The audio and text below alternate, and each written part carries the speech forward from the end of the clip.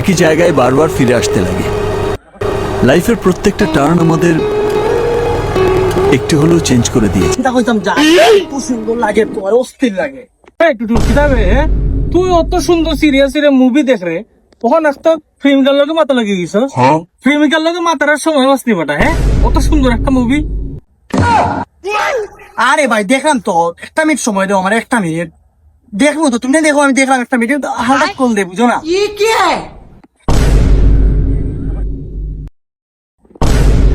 দেখছো রে ভাই, আমরা মুভি দেখলাম, পছন্দ মুভি, আর হ্যাঁ আমরা গিয়া কিতাব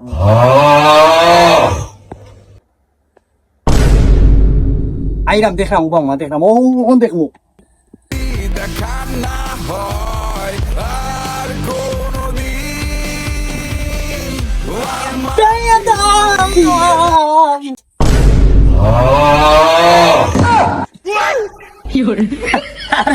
বুঝছ না, জুই ছুটি যায়, বুঝছ?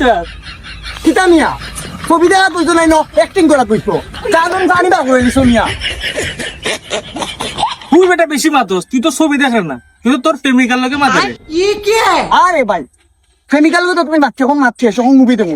রকস্টার মানেই রকস্টার, রকস্টার মারেই জানবো, ও দেখবা মুভি কারে। ठीक है। আরে গান দেখছিস এরা, মামা কিতা কস গান দেখ। আমাকে উড়িয়ে দাও, আমাকে উড়িয়ে দাও। জান তুমি জানো না, আমি তোমার রকস্টারের মতো ভালোবাসি। তুমি আমার হাতে সাবিলা নুরের মতো ভালোবাসি। জান আমি এখনই আসতেছি।